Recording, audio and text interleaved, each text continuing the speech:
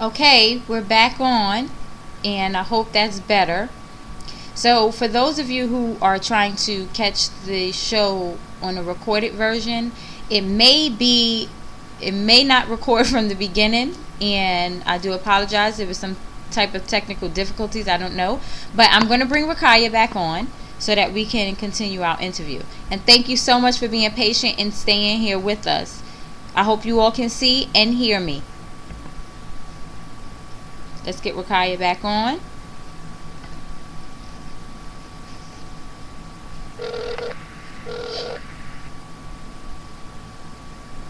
Hello. Hey, Rakaya, thank you so much for your patience. We are back on, it looks like. Um, Okay. I'm sorry, Nailah. I apologize because Nailah and I are a part of the same sister group, and so I'm used to calling her Rakaya, but her name is Nailah. Her author name is Nailah. Okay, so um, go ahead and tell us a little bit again as far as the last question I asked about some things that you have gone through, a little bit about yourself, about, some things you went through and still pushed through with your creativity and with yourself being positive now. No, you've always been positive, but with you pushing through with what's inside of you and not giving up. That's what I lost something at a time. And it's still a battle. It's not easy. So for anyone, it is really not easy when you have a lot of dysfunction in your life. And Mm-hmm. sometimes you are without dysfunction, you define dysfunction without even realizing.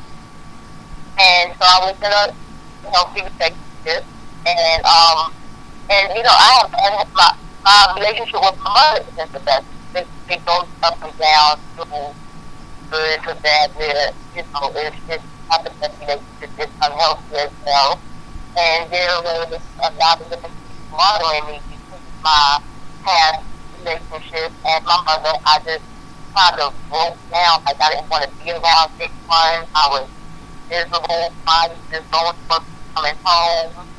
And, one day I started thinking like, this is a Jew, who can get through this, and I shouldn't let others affect how I behave on a daily basis. I shouldn't let others affect my life so hard. So I started doing to make myself happy, which I love to write. So Right. I would read quotes, inspirational quotes, write them down, write them on my Facebook page, write little notes around the house, on little post-its. I have a little journal. I would write anything that's inspirational to keep me going. And then I started writing. I love to write poems. I Mm-hmm. started talking to people, letting them know how I felt. Mm-hmm. For the people who want to listen, because you do have people who don't want to listen. Those are people you just stay away from them. You talk to someone who can help you feel better as you're helping yourself to feel better. I joined the gym, and I just started trying to think happy thoughts and started eliminating people that were not good for my health out of my Mm-hmm. life. So Rakaya just said, because it was breaking up a little bit when I was hearing it. I'm not sure if the audience was clear on certain things. She said that she went through a certain relationship. It was unhealthy for her. She also didn't have a really good relationship with her mom either. And so she got to the point where she said she didn't want to let these people, she didn't want to allow certain people or people in general to affect her life negatively, where she just, stopped anything she was doing. So she said she began to write things down. She began to write things positive down about herself to herself. She started writing things on Facebook that was positive to remind herself of, how awesome she is and the things that she needed to do. She said she also joined the gym, so she just got to the point where she felt like she didn't want to allow or be around anybody who was going to negatively bring her down. So the first step that I'm hearing, and the first step that I've taken, as well as what Nailah said, is to, number one, you have to get tired of being tired. You have to get to the point where you are feeling like there has to be more to life, and I want more for myself. And then you're going to little by little just say, even though I may still be going through certain things, I'm going to stop and pause those things, or whatever the case may be mentally, and I'm going to start doing some things that I want to do, and applying positive stuff to my life. Is that somewhat of what you're saying too, Nailah? Yes, that is correct.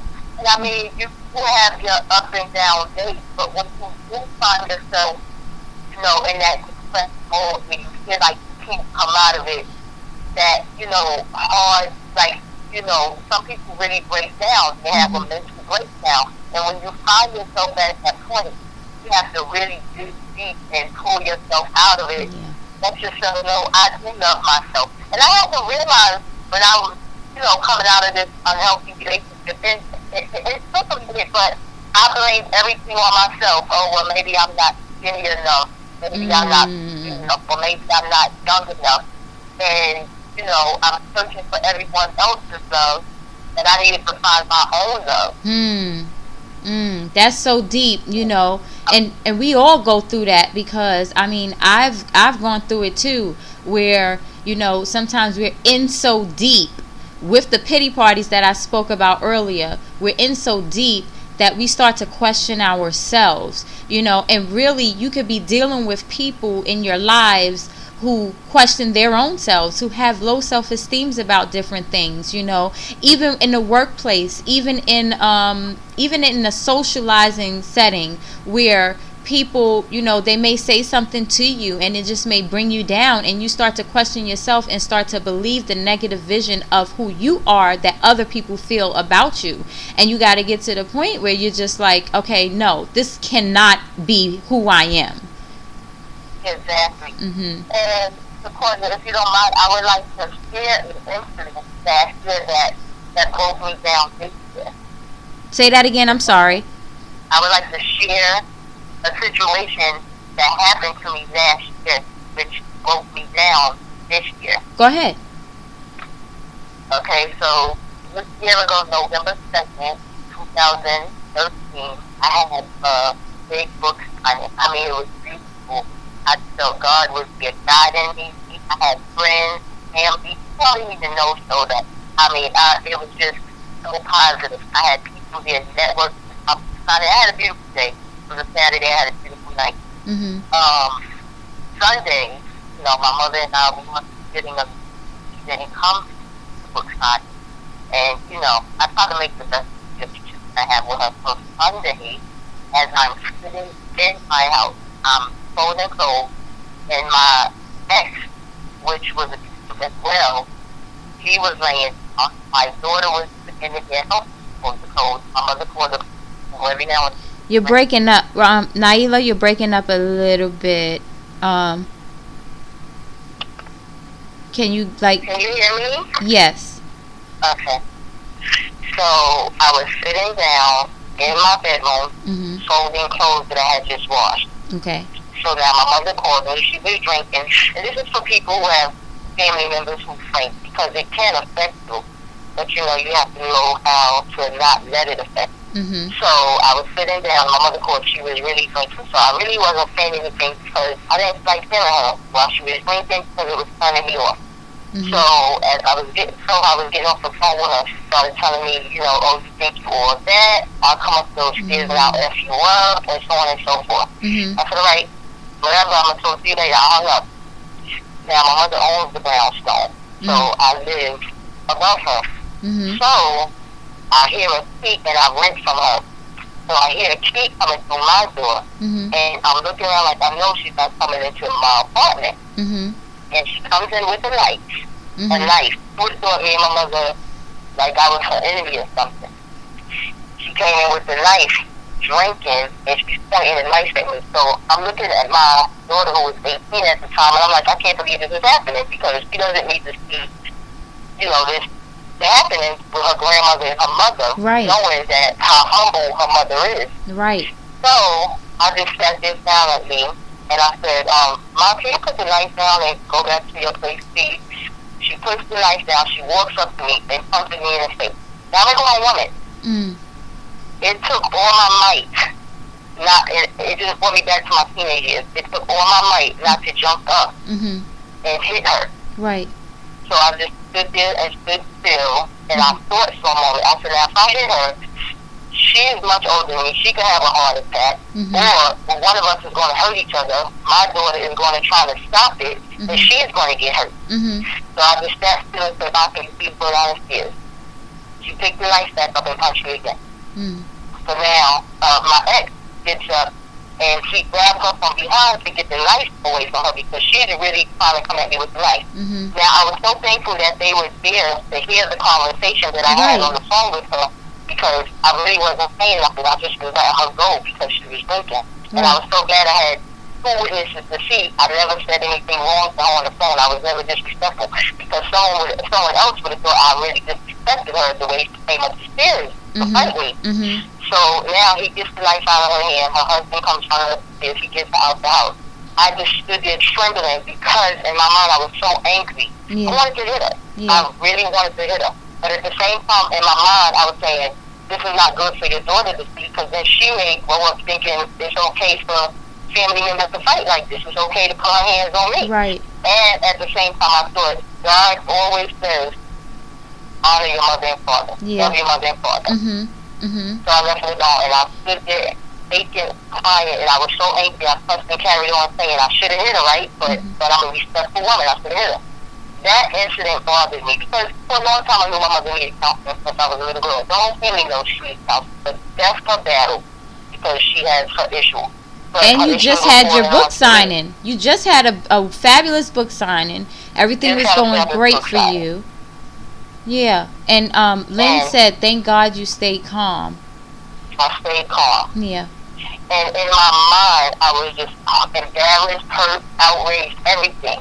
Right. But I knew if I would have reacted, it could have been 10 times worse. One of us could have died, because there was a life involved. Right. I was, and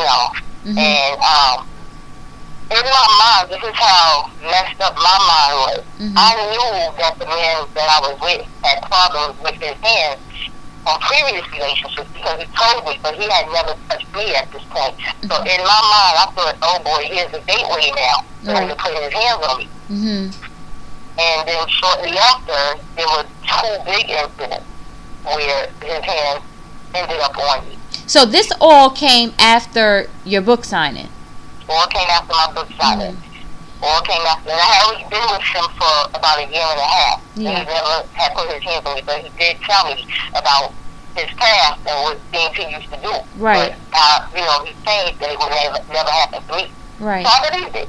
Right. So after that incident, that day, I got violated like 3 more times. And I was always a happy, bubbly person. Now, for our guests who are in different states, or people who don't understand what that means when she says she got violated, she means that he put his hands on her again.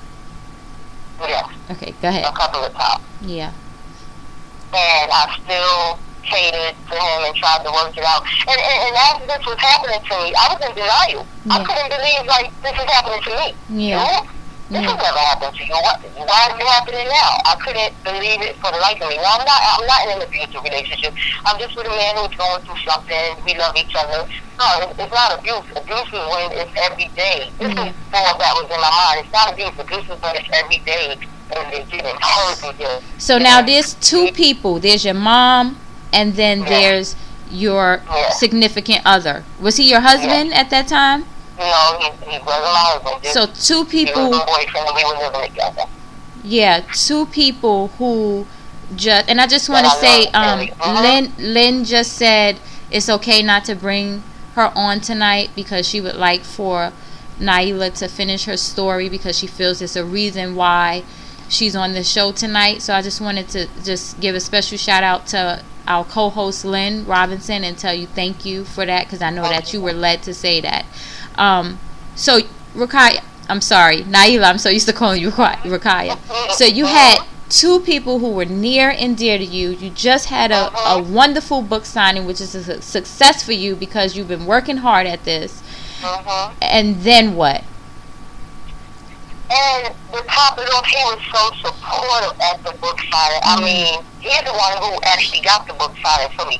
So, I mean, it was just like, my dream world. I was just so happy within myself. But I knew I wasn't happy with my mother and I, because we haven't been happy with each other for years, but it was never abusive, ever. Right. Maybe a little, arguing here and there. I felt as if my mother was just more of a control freak who did not know how to let her only child become a woman. Right. But right. from that day, it really changed things between us. I just was in awe. And, we didn't speak for months, and then she came upstairs crying and hugging me, but she still justified her reasons, which there was no reasons. Right. So it showed me right then and there, she needs help. Yeah. You don't need help. Yeah. She needs help. But maybe you both need help together to get some type of counseling together to try to build a relationship that we don't have. And I find that I broke down this past, I believe it was this past summer, somewhere near August or September. I broke down. Yeah. Everything started affecting me. I started thinking about the hitting, how I got violated this past year, how I gave love and how I showed love to people, but I didn't get it back. I got abused back, and all of this played in my head. I just completely broke down and shut down from everyone. I didn't want to go out. All I wanted to do was go to work. I didn't even want to go to work, but I'm glad to go to work. What about your writing? I'm sorry? What about your writing?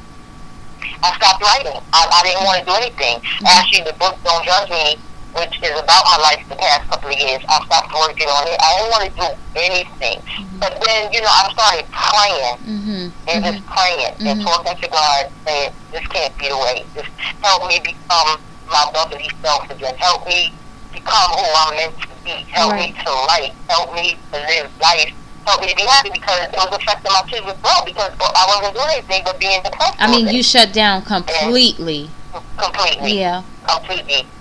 And I would talk on the phone to friends, but I just wasn't the same person. Yeah. And I was always sad. So I started realizing, this is not who you are. A couple of years back, you were a happy-go-lucky person. That's right. And even though you had your issues with your mother, that always affected me. It was easier to deal with until the day she put her hands on me as a grown woman. It really affected me that two people that I love dearly had really broke me down this past year.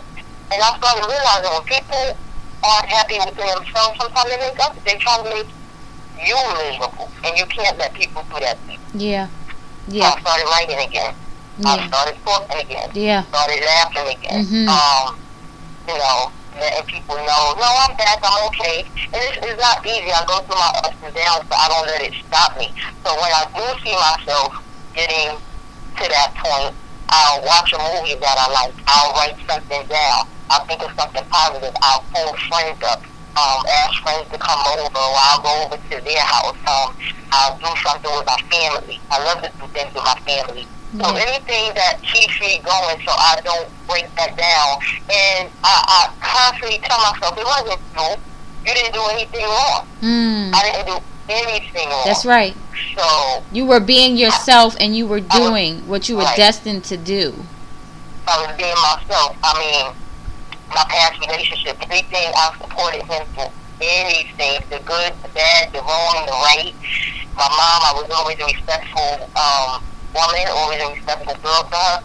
But, I'm not going to think that we're all human. When she would get me upset, and she would yell, I'd yell back. I would never curse to her, but I would yell back at her and constantly tell her, well, that's, whatever we're arguing about, I would let her know, well, I'm going to do it my way because I'm going with her progress. And I never expected her to get drunk and to come up here and put her hands on me.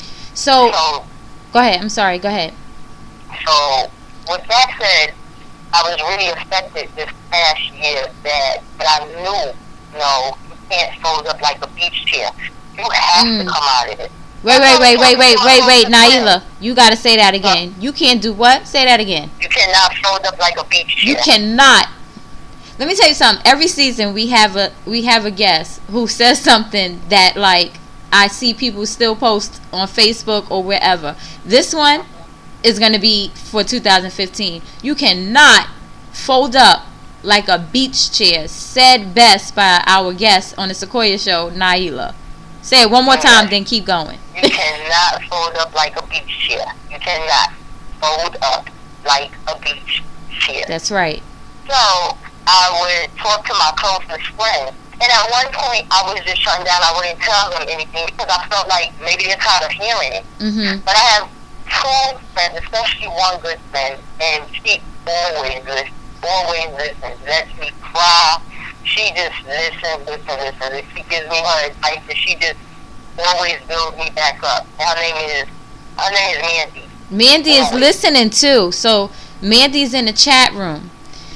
And yes, I love her dearly. She said, you know, you don't let anyone steal your joy. Yes, he does.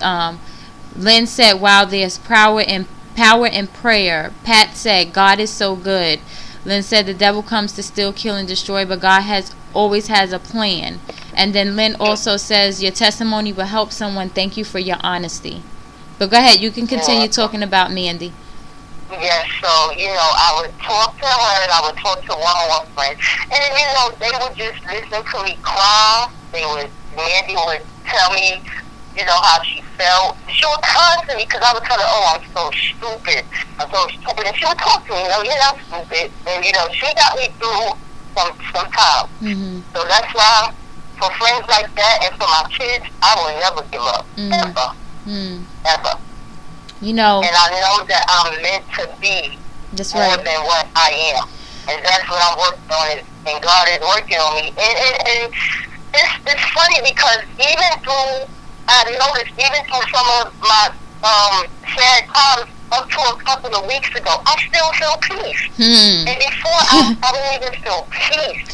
And lately, I've just been, even when I have my moments, I just feel so peaceful, like I know everything is going to be all right. You know that's nobody but God through your prayers. Sometimes we say prayers that we don't even remember, and then out of nowhere we get this peace. And also when he wakes something up inside of you to say, child of mine, daughter, son, I put you here for a reason, and I didn't put you here to go through this stuff. I gave you some things within you that you're supposed to be doing.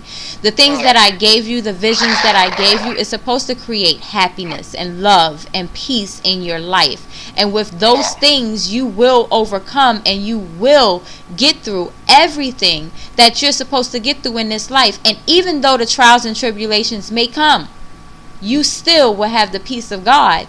And you still will feel peaceful no matter what you go through, because you're tapping into a power that I have given you. And that's what you did. You tapped into a power that was within you to continue on to do what you're doing. And even though you still cry, even though you still go through those things, you still write, you still give thanks, you share your testimony, you are grateful for the people who you do. That's what a lot of people don't understand. There's some people who you want to be in your life to appreciate you, and they're not giving you that appreciation. We all have them. I have them. Lynn has them.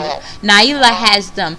Everybody has those people who we want to appreciate us. It may be a child, it may be a sister, a brother, a mother, and they don't give us that appreciation. But God is saying, you don't need that from them. I gave you other people who are the right people who are supposed to be in your life to give you that appreciation. Cherish them. And I thank you, Nailah, for cherishing the people who are in your life and for recognizing that you are here for a reason. We have 6 minutes left into the show.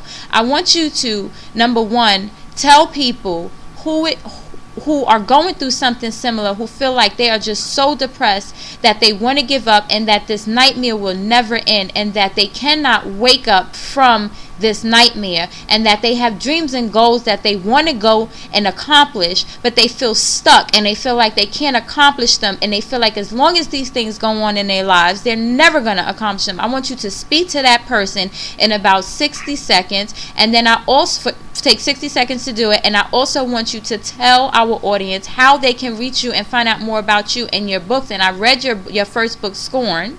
That's what it is, Scorned, right? I don't want to mispronounce the title. And it was awesome.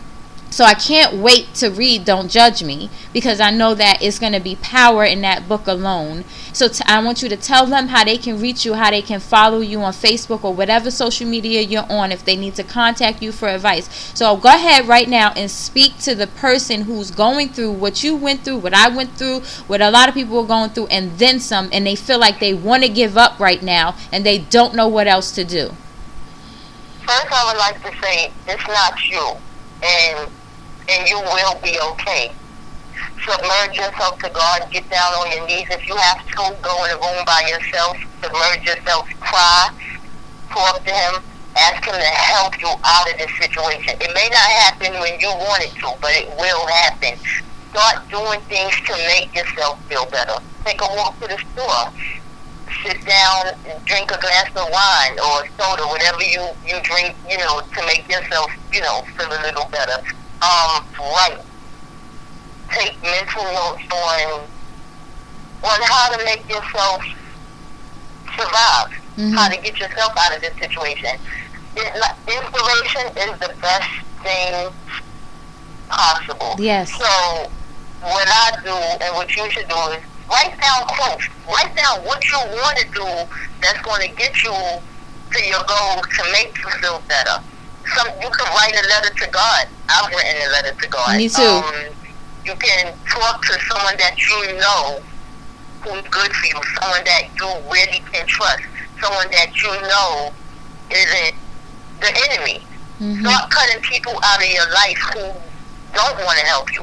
People who are giving you the tension. People who are giving you the problems. Let them go. They're not meant for you.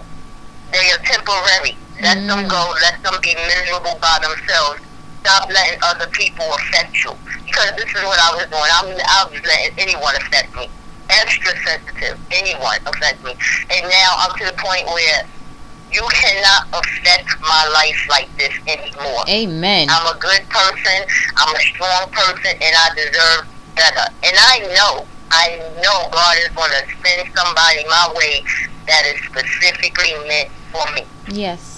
And learn to love yourself, and learn to love yourself alone. Sometimes we feel that we're at a certain age where it's not okay to be alone because you get lonely, so you put up with a lot of stuff because you don't want to start over. But sometimes you feel, this is my cousin, this is my mother, this is my brother. I have to deal with this. You don't have to deal with anything you don't want to deal with. Anything that's putting harm to you, you do not have to deal with that. That's right. That's right. And now I want you to say that quote one more time about the beach chair. Do not fold up like a beach chair. Do not fold up. When you feel yourself folding up like a beach chair, open that chair back up and go. Yeah, because do not fold up like a beach chair. You can always stay in the sunshine. You can always be in Miami. You may be in New York freezing right now, but your mentality and your spirit can always be relaxing and have that peace that Rakaya felt like she feels like she has. Before you tell everyone where they can reach you at, let me read some of the chat room stuff. Lynn said, your testimony will help someone. Thank you for your honesty. Mandy said, love you too. Mandy also said, you are a good person because God made you. And that's for everybody in the audience. Lynn said, nothing but God. Mandy said, yes, Sequoia. Lynn said, crying is good. It cleanses the soul to bring a new you. Yes, and it washes away stuff. That's why we cry. I told people in one season, we cry for a reason. Everything we do with our bodies is for a reason. We're not it's not given to us for no reason. It cleanses. Tears cleanse you. And then Lynn said, thank you. Yes, thank you so much. I believe you saved someone tonight. And then Mandy said, yes, he is. God is good. So now, Nailah, please tell us how we can find out more about you. And I also want to tell you that we would love to have you on future seasons of the Sequoia Show if you are willing to join us. Yes, I'm willing. And where without a doubt, because at the same time as I'm talking, it's healing me. It took a lot for me to do this show, but I'm smiling and I'm happy right now because I'm getting stronger. That's right. So, and I told you that. Didn't I tell you that? I am getting stronger. You will not break me. That's right.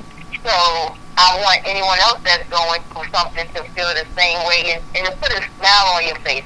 When you get that smile on your face, you're already on your way to where you need to be. That's right. And I can be reached on Facebook. It's Authress Nailah. Hold on, Lynn. Can you please write this in the social stream in the chat area, please? Go ahead. It's Authress Nailah on Facebook, and on Instagram it is Author_Nailah. That's Nailah. Author_Nailah. on Instagram, and on Facebook is Authress Nailah. I will be getting a Twitter, so I will follow up with Sequoya on future shows. I will let you know about my Twitter page. Yes, and I really hope I inspired someone tonight. Girl, let me tell you something. And you've inspired all of us. Battle, but you will get through it. Yeah, you've inspired all of us. And spell your Facebook name again. Spell it slowly so that. Authress, Authoress. Nailah, that's Nailah. Okay, and where else you said? Instagram, also AUTHOR_Nailah, NAILAH. Okay, there you have it. Thank you so much. Can I tell them where my book can be purchased? Oh yes, girl, please do. And my book, Scorn, can be purchased on authorhouse.com, barnesandnobles.com, amazon.com, borders.com, any engine, but the best engine that I would use if you would like to purchase one is on barnesandnobles.com. Okay, hold on, because Lynn said you said it too fast. Let me do this. Let me write something real quick. Hold on while you're still on the phone. Purchase Scorn on, you said Barnes and Nobles? barnesandnobles.com. Oh, hold on. barnesandnobles.com. Go ahead. authorhouse.com. Amazon.com. Those three websites are good for you to purchase my book. Okay, and one more second. Wait, let me let this load real quick so that I can go ahead and put how to contact you on Facebook. Because right now, you got to wait after you send it. Thank you, everybody, for staying here and standing by. Okay, so on Facebook, contact Nailah at, go ahead, tell me again. Authress, Authress, AUTHORESS. Nailah, NAILAH. Okay, and you said Instagram. Instagram is Author, AUTHOR_Nailah, NAILAH. So if you see this on my Facebook page and stuff, go ahead and correct it if I did it wrong. Okay. But it should be posted up there. You can go ahead and put it in the comments. Thank you so much for joining us tonight, and I love you dearly, and thank you for everything, for sharing your story, for your transparency, because I know that it's helping someone. And thank you, Lynn, for allowing us to utilize your time in your segment to go ahead and share her story. So we want to just tell you thank you, and thank you, Lynn and Sequoia, for having me. No problem, and you have a great I love you more. Good night. Good night. So there you have it. And you see, when you are on the right path, sometimes things come in your way. Sometimes people you least expect coming your way, or people that you expect the most from coming your way. It doesn't mean that they don't love you. It just means that they don't know how to love you sometimes. It doesn't mean that you're on the wrong path and that you should stop what you're doing. It means that that's all the more of a reason why you should continue pushing forward. The hardest. Trust me, every day I'm coming up against something when I'm trying my best to just deliver and do what God purposed me to do, what He brought me here to do. From day one, when you're younger or when you go through certain things come against you. It's there to stop you. If it's abuse, if it's feeling unloved, if it's anything, it comes to you to stop you in your tracks, because there's more you're supposed to do here. I encourage you to keep pushing. If you gotta cry through it, there's been plenty of days I've cried every night to God. There's plenty of times I cry every night to my family. I've called people and I just cried my heart out, but I didn't stop. I wrote through the tears. I'm speaking on this show for you, and you don't know what I go through every day. She's on this show tonight, Nailah, and she shared her story, and she told me before she came on, Sequoia, there's still things that I go through, but I wanted to push forward. Lynn, every day, goes through stuff. We're all trying to heal and get through certain things in our lives, and there's constantly things that come up. But you have to keep pushing forwards. There's no better medicine than success. Because you can always stay in the sick, depressed state of mind, or you can be successful and say, I'm going to keep pushing forward no matter what, and shock the hell or the mess out of everybody. Do what you got to do. Keep pushing forward. Life is too short. Don't allow anybody to steal your joy. Don't allow anybody to steal your energy. Don't allow anybody to steal a vision that God gave you. Whether it's to be the best mother you could be, whether it's to be the best you can be, whether it's to be the best teacher, basketball player, driver, artist, I don't care what it is. If you mopping floors, mop that floor the best way you could be. Don't let nothing distract you. I was there, and I'm not anymore. And I'm not going to allow anybody or anything to stop me. Don't let it stop you. I love you all. I thank you for being here tonight. We have one more show. One more. And as I said, I based this book off of my book, Girl Power. I based this show off of my book, Girl Power. And Lynn's book. So I want you to be here tomorrow. Next Wednesday, we'll tell you more about how to purchase our books, where you can go ahead and find it. We have one more show that we both speak about in our books, and it's about love. And we have special guest Angel Richardson. She's a Sequoia show vet. She's been here since the first show through all of our trials and tribulations. And I cannot wait. Angel Richards, not Richardson. Sorry, Angel Richards. I cannot wait for next Wednesday, and I can't wait for you to be here neither. So thank you again. We love you. Thank you for joining us, and have a wonderful, great, awesome night. I'm going to end it with our song, of course. Also, you can contact me at mtaclifestyle.webs.com. You can find out all of my stuff there. I'm building a university coming in 2015 on that same website. And you can contact Lynn, inspirationsbylynn.webs.com as well. And her website is gorgeous, by the way.